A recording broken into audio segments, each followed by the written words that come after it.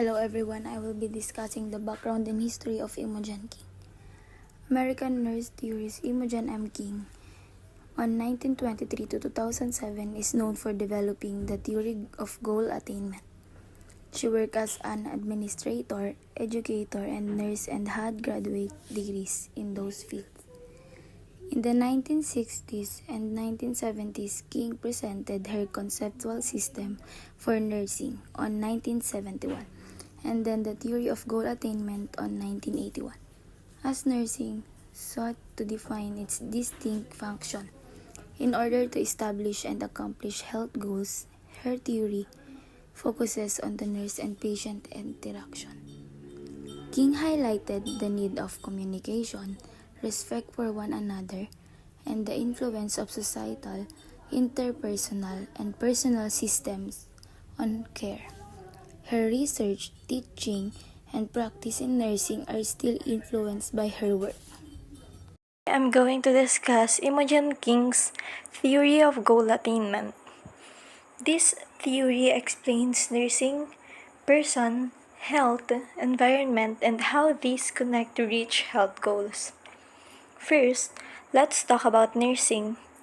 According to King, nursing is an observable behavior found in the health systems of society. Ibig sabihin, nakikita ang nursing sa mga actions ng nurses like pag-aalaga, pagbibigay ng health information, at pagtulong sa tao para maging healthy. Next, we have person. King says that a person is a social being who is rational and sentient. Para kay King, may tatlong basic health needs ang tao. First is the need for health information at the right time. Ibig sabihin, kailangan ng tao ng tamang information tungkol sa health nila kapag kailangan na nila ito. The second is the need for care that prevents illness. Kailangan ng tao ng alaga para maiwasan ang pagkakaroon ng sakit. And lastly, the need for care when they cannot help themselves. Siyempre, kailangan nila ng tulong kapag hindi nila kayang alagaan ang sarili nila. Moving on, let's discuss health. King defined health as a dynamic state of being in the life cycle. Ibig sabihin, health is always changing depending on our stage in life. Pero kapag may illness, nai-interrupt or nahadlangan ng process ng pagiging healthy. Now, let's proceed to environment. King believed that it is important for nurses to understand how people interact with their environment. Malaking factor ang environment sa kalusugan ng isang tao. Now, let's move on to theoretical assertion. King made several ideas or propositions in her theory to explain the relationship of these concepts. Personal systems. Every individual is an open and unique system that always interacts with the environment. The following concepts provide foundational knowledge that contributes to understanding individuals as personal systems. First one is perception. It is the process of organizing and interpreting information. Pinapakita rito kung paano tayo nag-iisip at nag-interpret ng mga bagay-bagay. Next is self. It is the thoughts and feelings about ourselves. Ito yung pagkakakilala natin sa kung sino at ano tayo. Next is growth and development. It is the process from potential to self-actualization. Ipinapakita rito yung pag-grow natin mula pagkabata hanggang maabot natin yung full potential natin as an adult. Next is body image. This is how we see our body and how others react to it. Next one is learning. It is the process of perception, conceptualization, and critical thinking. Kung paano tayo natututo at nag-iisip. Next one is time. It is the duration between events. Kung gaano katagal ang pagitan ng dalawang pangyayari. Next is personal space. It is the space that exists everywhere. Lahat ng tao ay may sariling space. And lastly, coping. It is the efforts to manage demands and stress. Kung paano tayo nag-a-adjust at nag-handle ng challenges. The next one is interpersonal systems. Two or more individuals in interaction form interpersonal systems. As the number of individuals increase, so does the complexity of the interaction. King's process of nursing occurs primarily within the interpersonal systems between the nurse and patients. This is the concepts critical to understanding interactions between individuals are as follows. The first one is communication.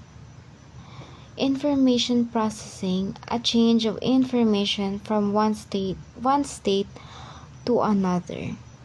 For example, is nurses talk and listen to patients to give care. The second one is interaction. Acts of two or more persons in mutual presence. It is the way nurses and patients connect during care. The third one is role. Set of behaviors expected when occupying a position in a social system.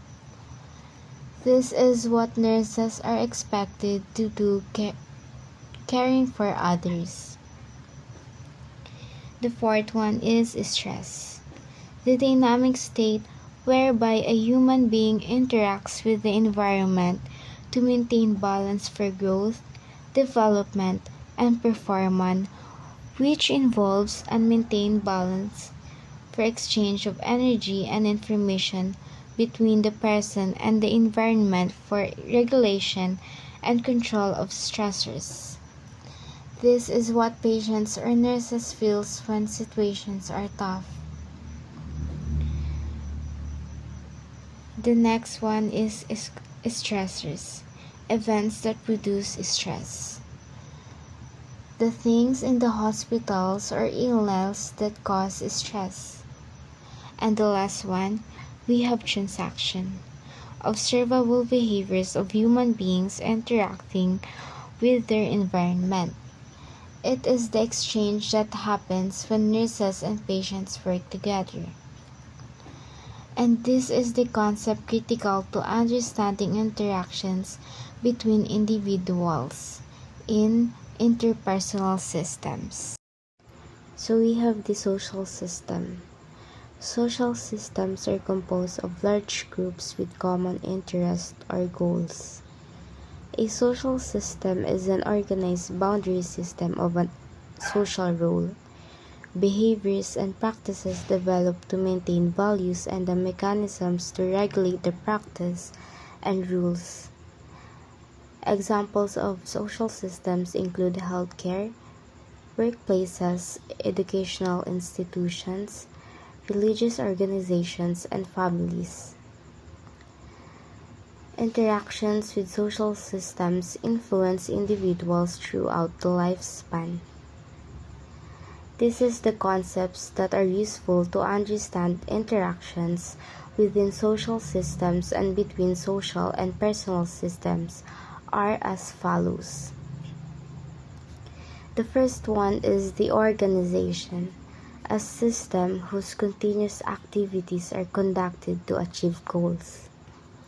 It's like in the hospitals, doctors, nurses, and staff follows a system to give proper patient care. The second one is authority. Transactional process characterized by active reciprocal relation in defining, validating, and accepting the directions of individuals within an organization. The best example is a doctor has the authority to order treatments while nurses carry them out. And we have the power. It is the capacity or ability of a group to achieve goals. For example, is nurses have power to influence patient recovery through care and education. And the fourth one is status. The position of an individual in a group or a group in relation to other groups in an organization. It's like specialists and nurses Each have different roles and ranks in healthcare teams. And finally, we have decision making. It is the dynamic and systematic process by which a goal-directed choice of perceived alternative is made and acted upon by individuals or groups to answer a question and attain a goal. It is choosing the best treatment platform for patient needs. That is the concepts that are useful to understand interactions within social system and between social and personal systems. In theory of goal attainment application of nursing process, it emphasizes that nurses and clients must communicate, share information, and set goals together, then work to achieve those goals. In assessment phase, the nurse gathers data about the client's growth, development, health status, and rules. Perception and communication are essential to correctly interpret the client's condition. In nursing diagnosis, from the collected data, the nurse identifies the client's problems, concerns, or disturbances that need help. In planning, the nurse and client set goals together and decide on ways to solve the identified problems. Client participation is encouraged to ensure agreement and commitment to achieving the goals. In implementation, this is when the planned interventions are carried out. It involves the actual activities done by the nurse and client to reach the agreed goals.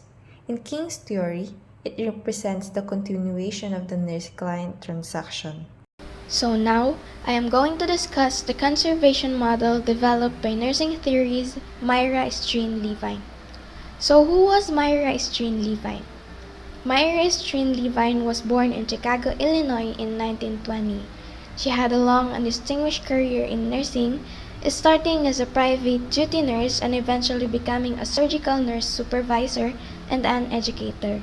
She earned her bachelor's and master's degree in nursing and taught at the University of Illinois and Tel Aviv University.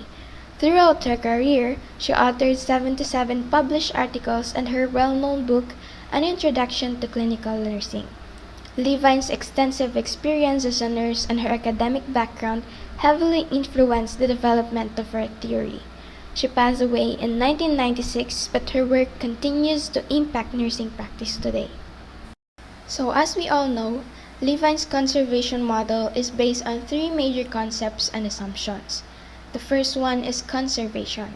Conservation refers to the process of keeping together a person's life system. It is the action a nurse takes to help a patient maintain their wholeness and integrity when facing a health challenge. The goal is to ensure the patient uses the least amount of effort to recover and stay well.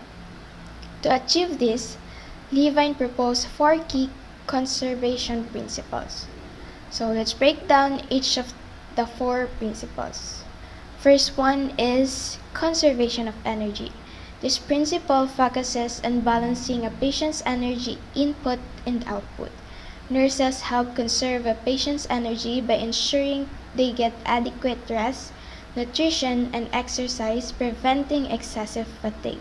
For example, a nurse might group activities together so a patient can have a longer rest period, or they might assist with meals to ensure the patient gets the nutrients they need. The second one is conservation of structural integrity. This principle is about maintaining the body's physical structure. It involves preventing physical harm and promoting healing. Nurses apply this by protecting patients' skin integrity, ensuring proper wound care, and using sterile techniques to prevent infection. The goal is to keep the body's structure intact so it can function and heal properly. Third one is conservation of personal integrity. This principle recognizes that a person is more than just a physical body. It acknowledges the individual's need for respect, self-awareness, and self-determination.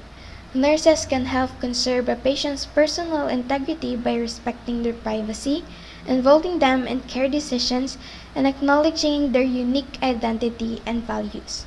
For instance, A nurse would knock before entering a patient's room and ask for permission before providing care. The fourth and last one is conservation of social integrity. Finally, this principle focuses on the individual's social connections and how they define themselves within their community, family, and cultural background. A nurse helps conserve social integrity by allowing family and friends to visit, respecting the patient's cultural beliefs, and recognizing the importance of their social roles. This could be mean accommodating a patient's religious practices or ensuring they have a way to communicate with their loved ones. So now, let's talk about the second in the three major concepts and assumptions under Levine's conservation model, which is adaptation. In Levine's model, adaptation is the process by which a person successfully responds to a health challenge or environmental stressor. It is an outcome or the result of a person conserving the resources and energy to cope and maintain their well-being. Think of it as the body and mind's ability to adjust and find a new balance in the face of illness or injury. It is the third major concept of Levine's conservation model. Wholeness means that a person stays complete and balanced even while constantly adapting to changes in the environment. It emphasizes that despite stress or challenges, the individual's overall integrity, physically, emotionally, and socially, is maintained. Person, seen as a whole being who continuously strives to maintain integrity. The person is aware of the past, lives in the present, and looks forward to the future while adapting to changes. Environment completes the person's wholeness and is made up of both internal and external surroundings. We have internal environment includes the body's normal function and possible illnesses, always adjusting to outside challenges. Homeostasis keeps balance, while homeostasis always a stable flow of adaptation. External environment is divided into perceptual, operational, and conceptual environment. Perceptual, what we sense, like sight, sound, smell, etc. Operational, factors we can sense but affect us, like radiation or pollution. Conceptual, ideas, beliefs, values, culture, and emotions that shape our experiences. Next is health and disease. Both are results of adaptation. Health means balance, unity, and successful coping, while disease represents disruptions in that balance. Nursing aims to support health and adaptation. Next is nursing, focuses on human interaction and partnership. Nurses share experiences with their patients, whether simple or life-changing, that influence both the patients and the nurses' lives. The specific adaptive responses make conservation possible occur based on three factors. We have historicity, specificity, and redundancy. Historicity, which means a person's adaptive responses are shaped by past experiences and genetic background. Specificity, which highlights that each body system has its own unique way of responding to stimuli, and redundancy, which ensures that if one pathway fails, another system can take over to maintain balance and survival. Theoretical assertions. Although many theoretical assertions can be generated from Levine's work, the four major assertions follow. 1. Nursing intervention is based on the conservation of the individual patient's energy. 2. Nursing intervention is based on the conservation of the individual patient's structural integrity. 3. Nursing intervention is based on the conservation of the individual patient's personal integrity. 3. Nursing intervention is based on the conservation of the individual patient's social integrity. Levine, 1991, provided some thoughts about two theories in their early stages of development. The theory of therapeutic intention is intended to provide the basis of nursing intervention that focuses on biological realities of the patient. The theory of redundancy expands the redundancy domain of adaptation and offers explanations for redundant options such as those found in aging and the physiological adaptation of a falling heart. Acceptance by the nursing community. Practice.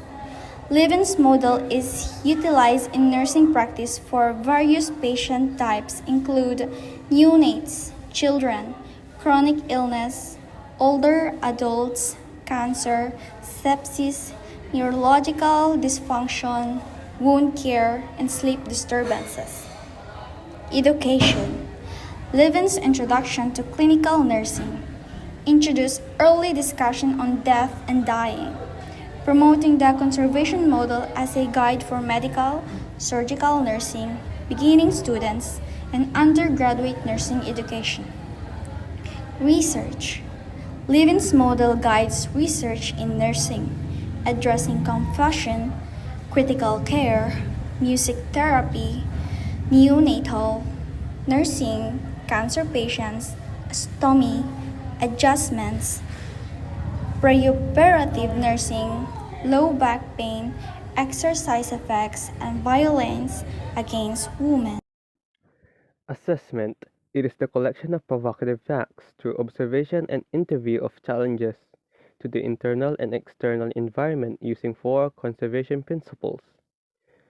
Nurses observe the patient for organismic responses to an illness. It is where you read medical reports, assess their vital signs, their medical needs. It also talks to the patient and family.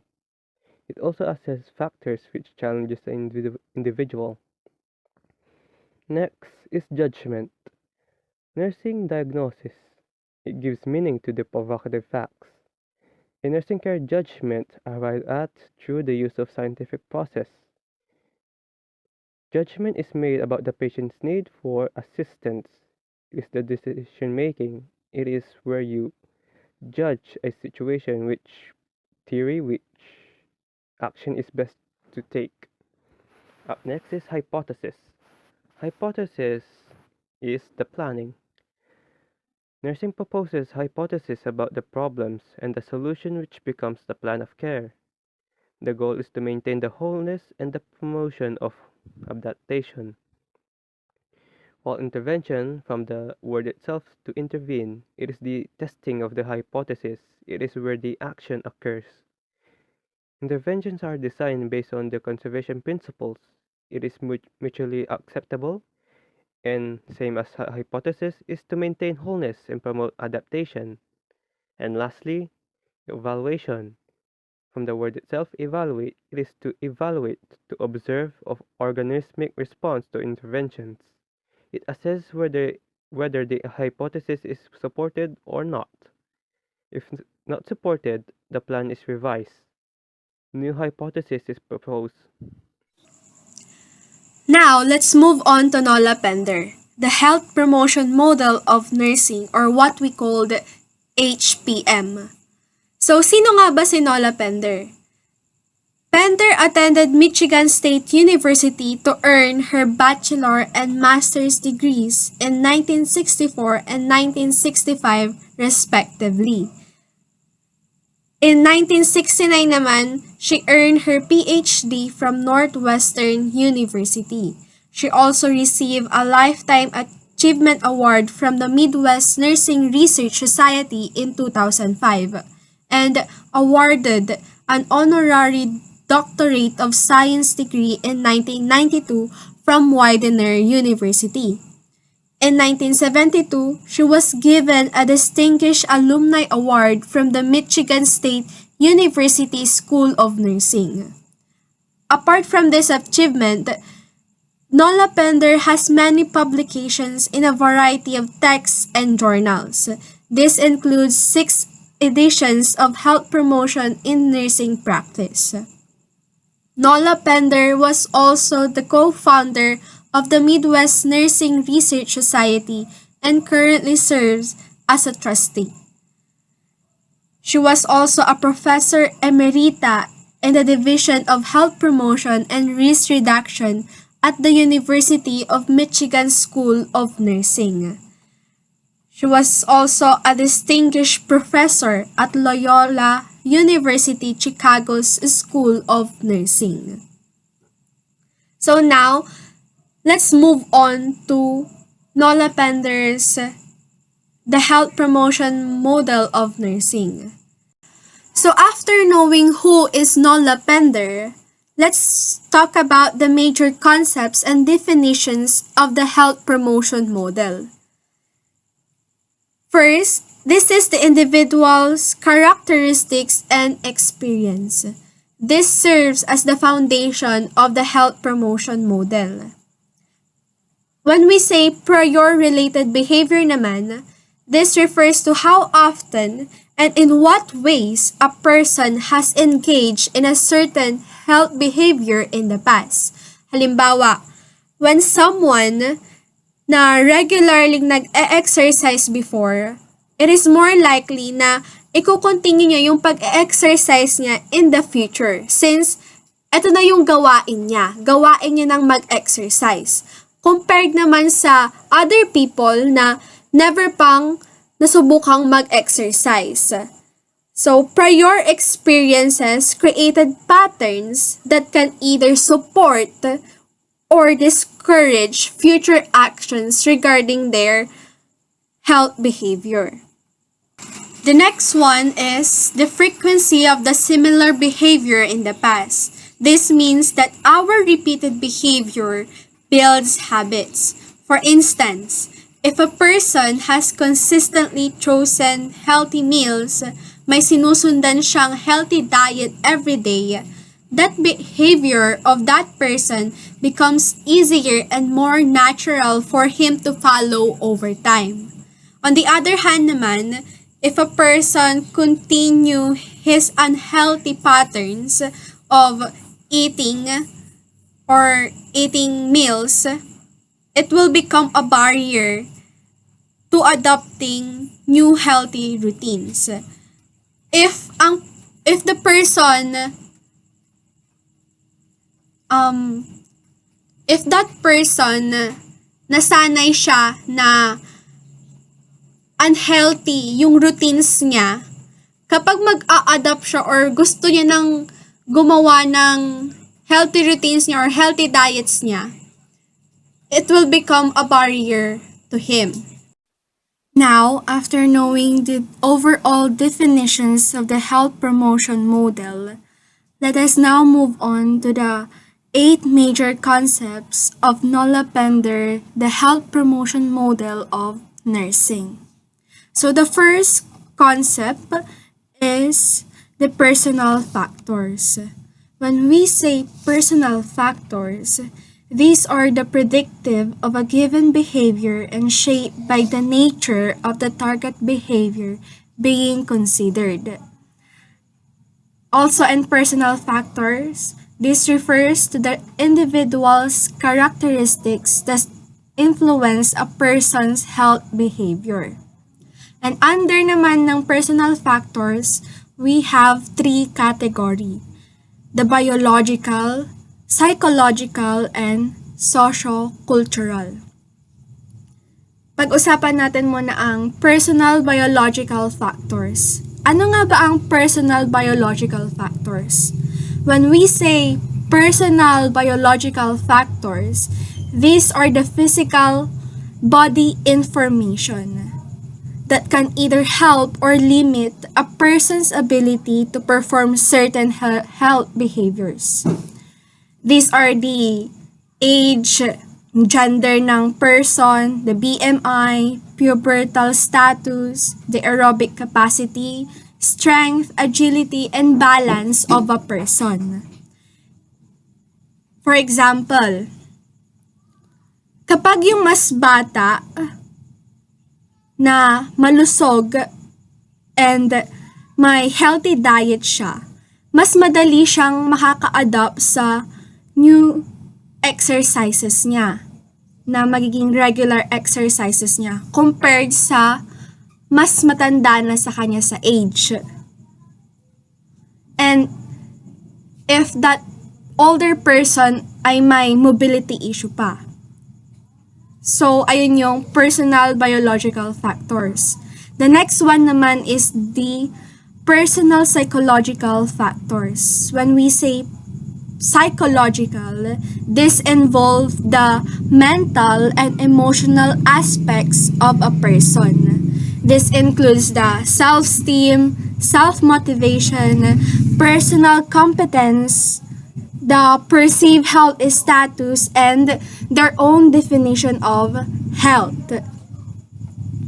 For example, a person with high motivation and confidence in their abilities ay more likely to stick to a health-promoting behavior like regular workouts or a healthy diet compared sa person na low yung self-esteem niya and self-motivation niya sa kanyang sarili. And lastly, the personal socio-cultural factors. Siyempre, kapag sinabing socio and cultural, socio means social and cultural. These are the culture na makaka-apekto sa our perspective sa health. This includes the race, ethnicity, sociocultural background, education, socioeconomic status, behavior-specific cognition, and affect. In personal sociocultural factors, this shape a person's values, lifestyle, and opportunities. Halimbawa na lang, kung ang someone na yon is nakatira sa isang community na binavalue nila yung physical fitness nila and health nila, that someone will be encouraged to stay active sa kanyang healthy diet and exercise. While financially limitations may hinder access to healthier food choices.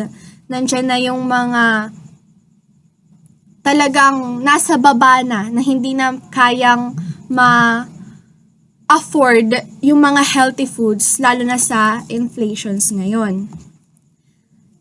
So the second major concepts of Nola Pender, the health promotion model of nursing, is the perceived benefits of action. When we say perceived benefits of actions, this refers to the anticipated positive outcomes of health behavior. Ito yung nagre-refer sa positive outcome na ina-expect natin when we perform a certain health behavior. If individuals believe that their efforts will lead to meaningful rewards, such as improved health, more energy, or higher self-confidence or self-esteem, they are more likely to adopt and maintain those behavior. Example na lang, if a person who believes that regular exercise will prevent illness and improve their mood, will be more motivated to include physical activity in their daily routine. So, makikita natin dito na when we do something, we expect a positive outcome, lalo na kapag involve yung health benefits natin dito. So, overall, personal factors shape how people view health behavior, while the perceived benefits of action provide the motivation to act. Perceived barriers to action. These are obstacles that make it harder to adopt a health behavior. So, for example, I want to eat healthy, but healthy food is expensive. According to Pender, barriers reduce the likelihood of performing a behavior unless addressed. We also have perceived self-efficacy. This is one's confidence in their ability to perform behavior. So, for example, believing I can quit smoking makes it more likely you will actually try. Bender highlights that higher self efficacy increases commitment and persistence even when barriers are present. Next one will be activity related effect. These are feelings, um, like positive or negative, experienced before, during, or after engaging in a behavior. So, for example, if exercising makes you feel happy and relaxed, you are more likely to repeat it. Pender's model says positive feeling reinforce behavior while negative ones discourage it. Next will be interpersonal influences. This includes family, peers, and healthcare. Providers who can support or discourage health behaviors. We have another example here. So, for example, having a friend who works out with you motivates you to keep going. Pender explains that social support, role modeling, and expectation strongly shape health behaviors. We also have situational influences. These are perception of movement that may help or hinder health behavior. So, for example, availability of healthy food, safety of the environment for exercise, cost of gym membership, workplace stress, or even how attractive or pleasant an activity seems. So, as per Pender, she actually explains that when the environment supports healthy choices like having a nearby park for jogging, um, are more likely to engage, or people are more likely to engage in health promoting behaviors. And last one will be the behavioral outcomes. This is the endpoint of the model. What all the influencing factors lead to. So, behavioral outcomes have three main concepts. We have commitment plan to action. So, the person develops an intention and a strategy to carry out the health behavior. For example, I jog every morning for 30 minutes before work. Stronger commitment, greater chance of following through. Second will be immediate competing demands and preferences. These are the alternative behaviors that may compete with the health promoting action. Competing demands, things you have a little control. So, for example, urgent work or family responsibilities. Competing preferences, things you can control. Choosing ice cream versus an apple scrolling on your phone versus going for a walk. So, Pender notes that this can delay or stop a health promoting behavior unless commitment is strong. And then the number three will be health promoting behavior. This is the desired outcome.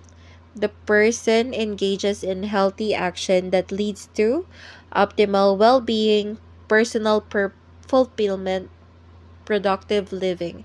Example, exercising regularly, eating balanced meals, stress management, and maintaining social support. So, those are Nola Pender's concepts. And now, to further understand the three nursing theories, which is the Imogene King's conceptual system and middle range theory of goal attainment, Myra Estrin Levine's conservation model, and Nola Pender the health promotion model of nursing. Let's move on to the application of these three nursing theories in a real situation, or what we called the case scenario.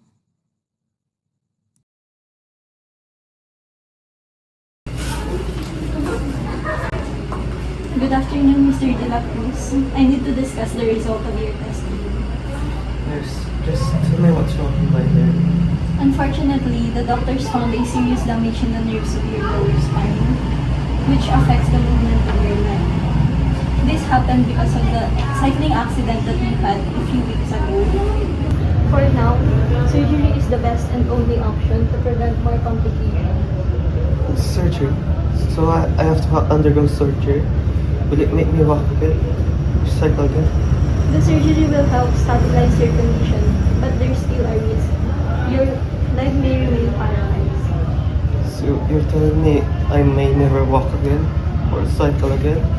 I know this is hard for you, but remember, we'll do our very best to support you physically, mentally, and emotionally.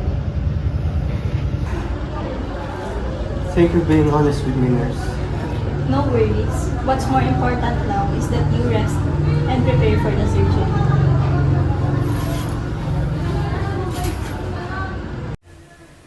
Under general anesthesia, Mr. De La Cruz was carefully positioned for lower spine surgery. The doctors made a small incision in his lower back to access the compressed nerves causing his leg weakness. The procedure took several hours, but it went smoothly. With the pressure relieved, the nerves had a chance to recover. The incision was closed and Mr. De La Cruz was moved to recovery, marking the start of his healing journey.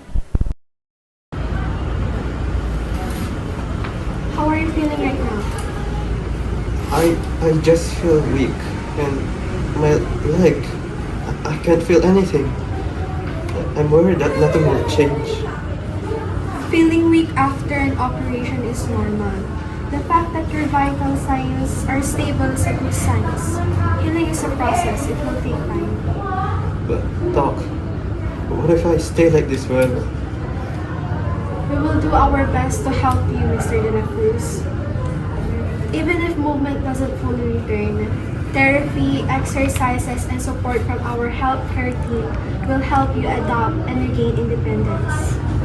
Stress us. Monitor. Few hours after.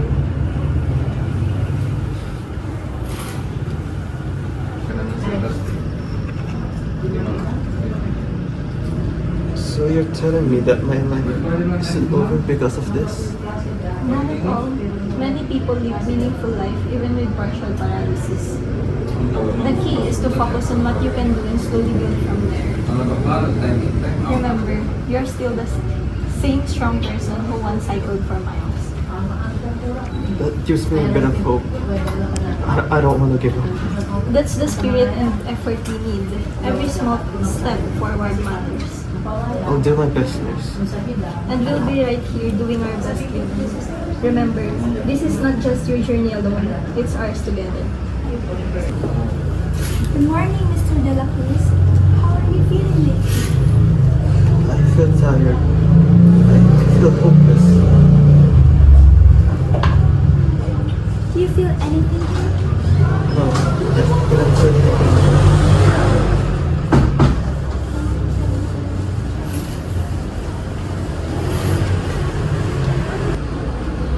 It's been 2 weeks, Doc. 2 weeks. And I still can't put any weight on it. I fear that my career won't last anymore. You need to trust the process, Mr. De La Cruz. Your body needs time to heal. You're trying to push yourself too hard. We'll talk about this. Otherwise, the rest of your body are still physically able and healthy. You may still continue your lifestyle, albeit in a different way than what you're accustomed to. Trust us. I still have something to do. Check and monitor Mr. De La Cruz nurse chat. Okay now.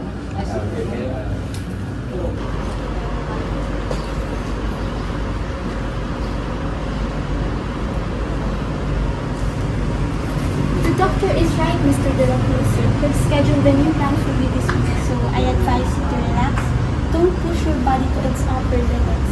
Conserve your energy to have a full recovery. Each small improvement matters. I just don't see the point. I remember a case just like yours a few years ago. He is a marathon runner and similar surgery. He felt the same way you do, but he followed the plan, took his rest day seriously, and let his body recover. Within 6 months, he wasn't just running again. He was back to winning races. It's a journey, not a sprint. You have the will and the strength. You just need to channel it.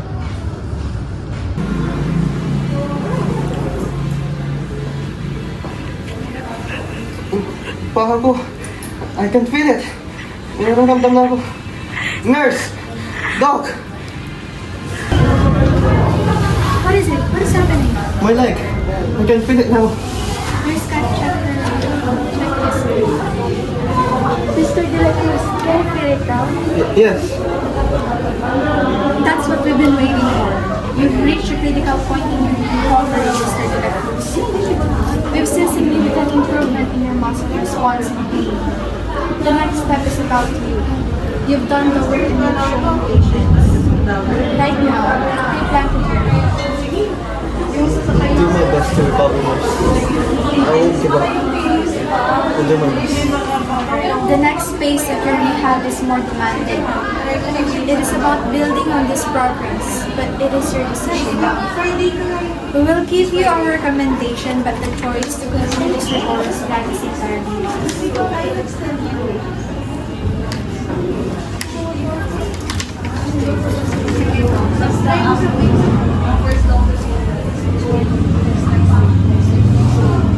Alright. Nurse Kat, please check these wounds. And Nurse Zai, Nurse Shad, we need your help here. Final examination.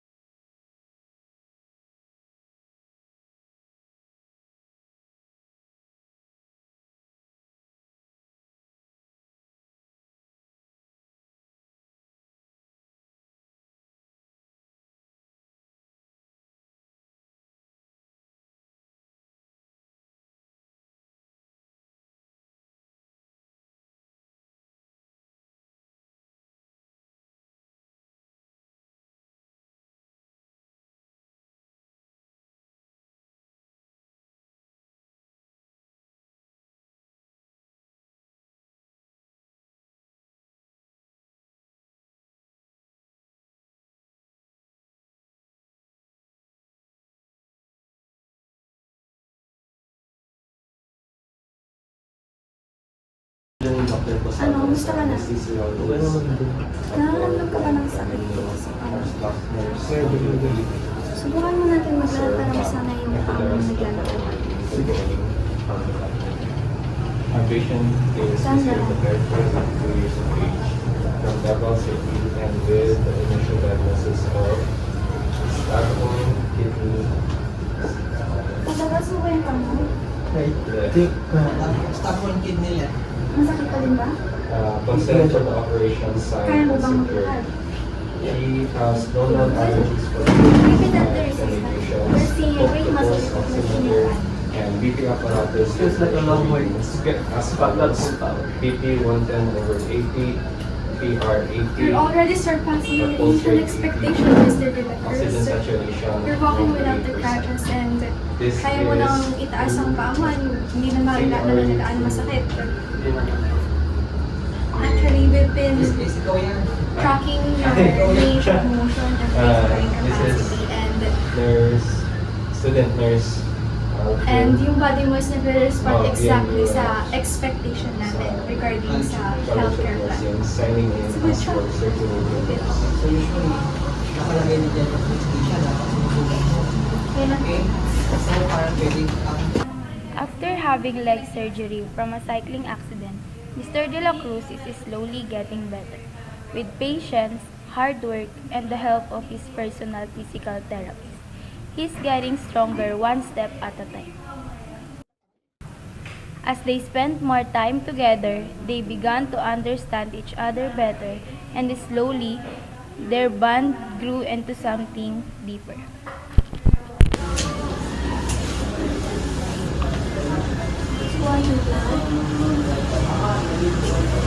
Ano mo maglakad mag-isa kung kaya mo?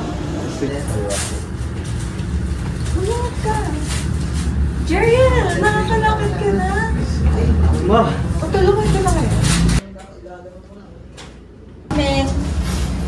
Tita! Steph! That's amazing, man. I know you could do it. That's the friend I have since day one. You're always looking at the brighter side, and we're always here for you. We're so proud of you. Look at you. You're on your feet now. It wasn't just me. It was all of you guys. You guys gave me strength. I told you I would recover. I'm so proud of you. Come here, son. We're so proud of you. Good morning, Mr. De La Cruz. Kamusta ka? I have good news for you. Congratulations, you will be discharged today. Your test and lab results came up forward. Really? Maraming salamat po. I miss the environment so much. I can't wait to go back to my routines. Just a couple of reminders, okay? You have to continue eating healthy and huwag mo kakalimutan mag-exercise. I'm doing this. I would like to inform the OR team that all the instruments, sponges, and needles were counted complete. It's been so long since I've seen the outside. I honestly can't wait to go back to my old life. He started getting better, doing regular exercises, and eating healthy foods every day. Little by little, his body grew stronger, and he began to feel more like himself again.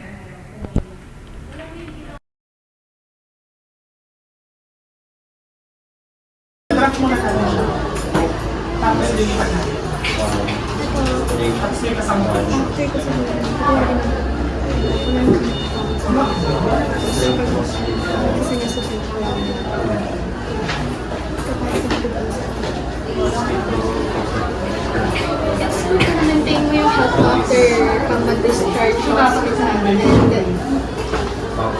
I'm so glad na pinapollow mo yung order namin. So, see you again sa next appointment mo. Thank you very much. Here's Captain. I remember his name. Sumama mo si Mr. De La Cruz sa labas and papaliwan ko siya, ipapirma sa inyo next month na ibigay sa inyo or application.